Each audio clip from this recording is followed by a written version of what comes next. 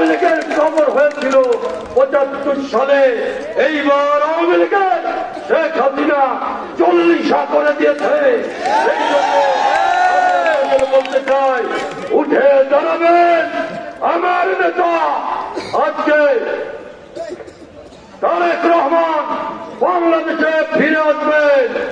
আজকে মহাসচিব লন্ডনে গেছেন, প্লেনের ভেতরে বসে আমাকে ফোন দিয়েছেন। বিমানের ভিতরে বসে তিনি নিজে আমাকে ফোন দিয়ে বলেছেন, আমি তাকে বলেছি রাজবাড়ি আজকে খানগঞ্জের মিটিং, তিনি বলেছেন আমার শুভেচ্ছা পৌঁছে দিন এবং তারেক রহমানের শুভেচ্ছা পৌঁছে দিন। আগামী নির্বাচনে একজোট হয়ে আমরা সবাই ধানের শেষে ভোট দিয়ে এই রাজবাড়িকে আবার একটি সোনালী সকাল রাজবাড়িতে ফিরে আসবো।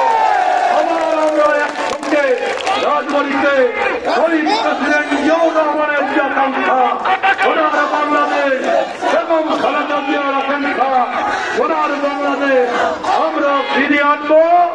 আমরা সবাই একসঙ্গে থাকবো, দ্বিধা দ্বন্দ্ব কেউ রাখবেন না।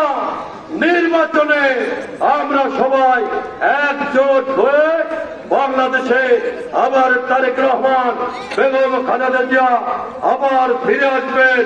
এই বেলগাছের মাটি আবার সোনালী ফসলে ভরে উঠবে, এই আশাবাদ ব্যক্ত করে আমি আমার কথা শেষ করছি। খোদা হাফেজ। বাংলাদেশ জিন্দাবাদ।